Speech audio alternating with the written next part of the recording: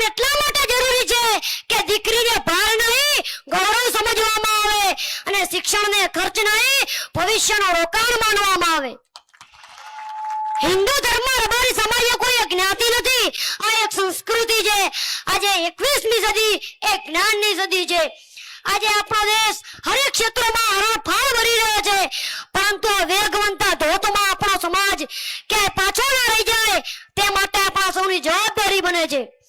મિત્રો, વિચાર તો કરો, આ આપણું રબારી ગોપાળો ટ્રસ્ટ 1975માં બનાવવામાં આવ્યું અને તેમાં શિક્ષણથી ઓળખાય તેવા દીર્ઘદ્રષ્ટિવાળા વડીલોને આજે હું નમન કરું છું.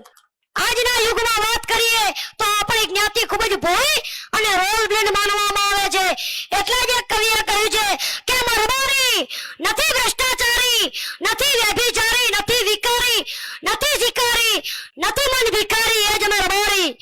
આવડતથી અમીરી, શાનદાર ખુદદારી, જાનદાર ખુમારી, અમારા અવતારી, દિલથી દિલ